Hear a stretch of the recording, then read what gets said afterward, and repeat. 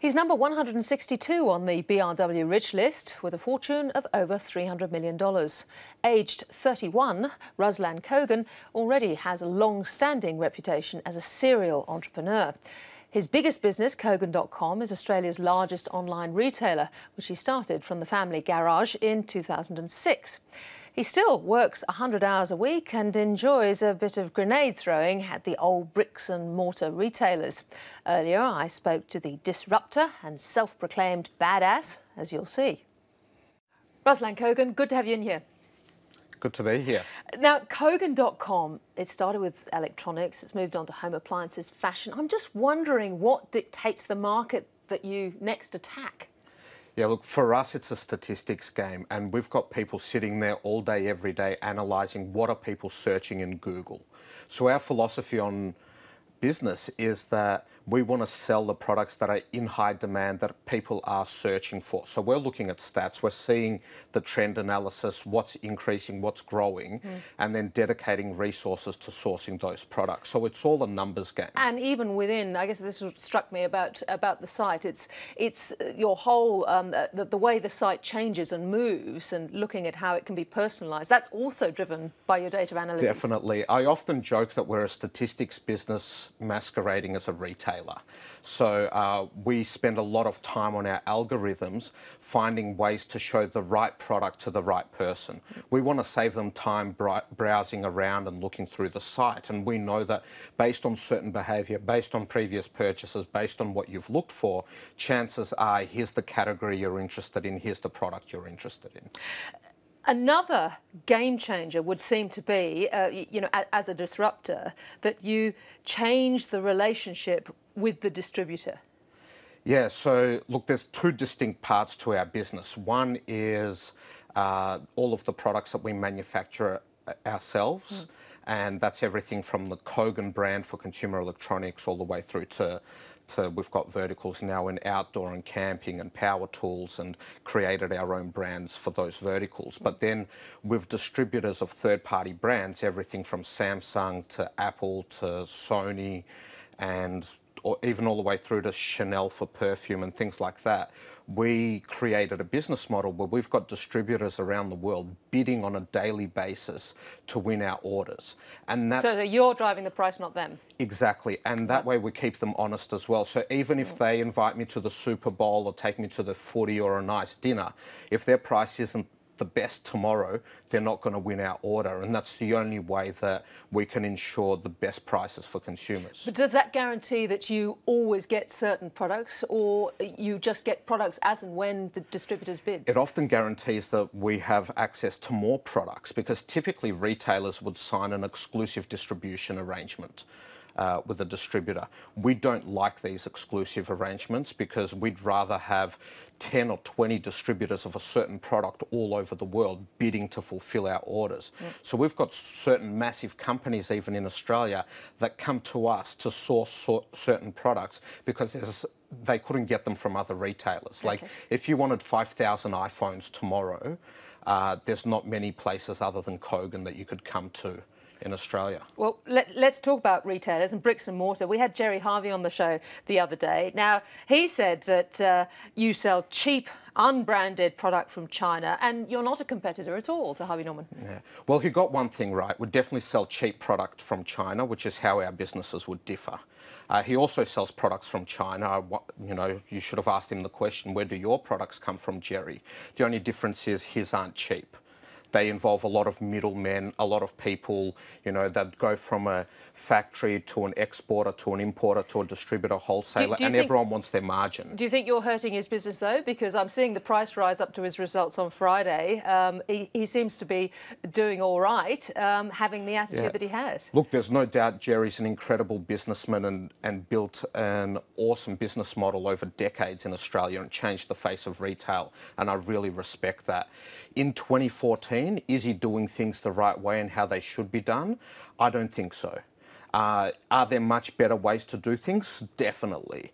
and time will tell. I know certainly that our business is growing very fast, and it's only a matter of time before we catch up. So the market's not big enough for you both, because there he was saying that really online fridges and washing machines, 2 to 3%, doesn't think they're going to get much bigger than that.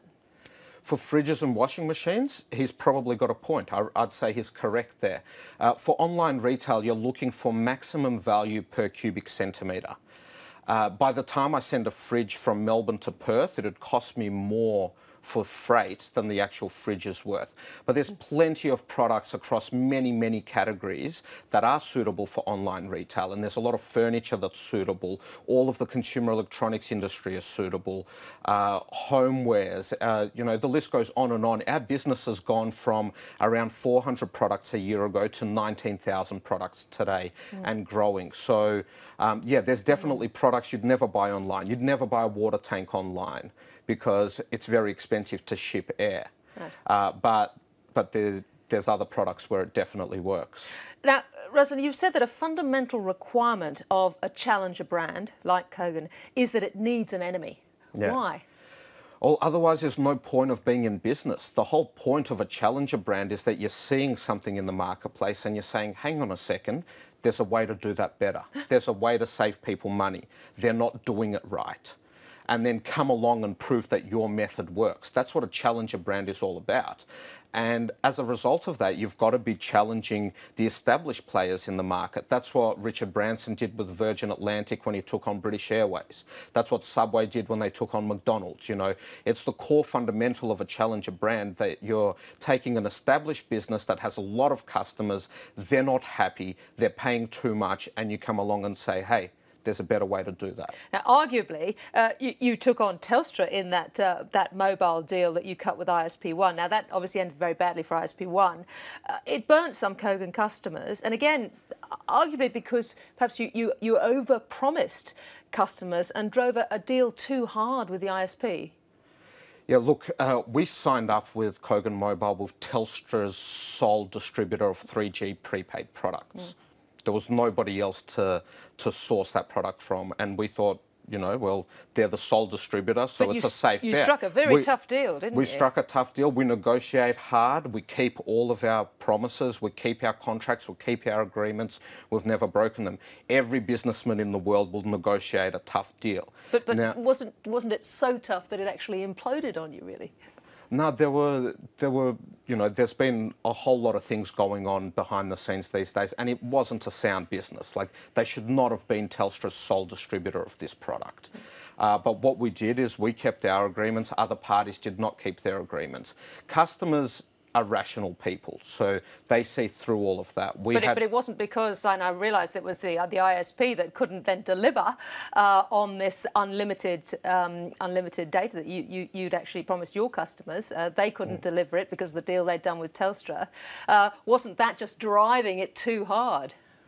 I wouldn't say it's driving it too hard. Everybody, like, for all of our products, on a daily basis, we're grinding our suppliers. We're saying, what's the price you can do? We'll increase our volume, you improve the price. We're making suppliers play off against each other.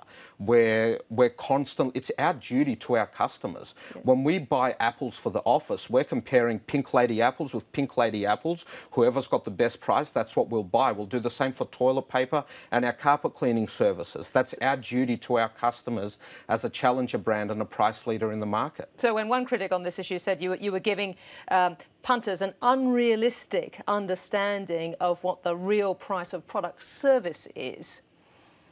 Yeah, I totally disagree with that. Telstra had visibility of what the agreements were. We had visibility. There was ISP1 in the middle, the sole distributor of the services chosen by Telstra. You expect everyone in the chain to keep their agreements. We kept our agreements the whole way through. There's no doubt Kogan Mobile was making a lot of big players upset. So what's your take out from that whole thing? Look, there's a lot of critics of our business, but there's only one critic we care about, and that's our customer. And in the end, they're on our side. Even those ones that fell off, that's right. Yeah, the sentiment was overwhelmingly good on you, Kogan. You lowered the price points in the industry. We appreciate what you've done. It was great while it lasted. Hopefully one day you can do it again. That was the overall sentiment. Ruslan, you yourself are soaring up the PRW rich list. Any chance that the company itself will sell a stake or maybe float? Yeah, look, maybe one day. But not anytime soon, even in this market. Depends how you define soon. But look, we're a profitable business. We're a fast-growing business. The sky's the limit. Customers love what we're doing. And, you know, we've got a very clear expansion path. And do you plan to grow in size dramatically, or are you still pushing your line that you're the efficient one compared to an Amazon? Well, efficient is what we're all about. Like I said before, we're a statistics business masquerading as a retailer. To put in perspective, Amazon does about $600,000 of turnover per employee. That grew tenfold in the last 5 years. They used to do $60,000 of turnover per employee. We're currently sitting on about $1.5 million turnover per employee. So numbers drive our business. Our internal philosophy is there is always a better way. We're constantly looking at every process, thinking how do we create more competition? How do we make this more efficient? How do we re-engineer the supply chain to ensure that we benefit, but our customers benefit even more? Yes, well, no shortage of animal spirits at Kogan, but Ruslan Kogan, thank you very much for joining us. Great to chat. Thank you.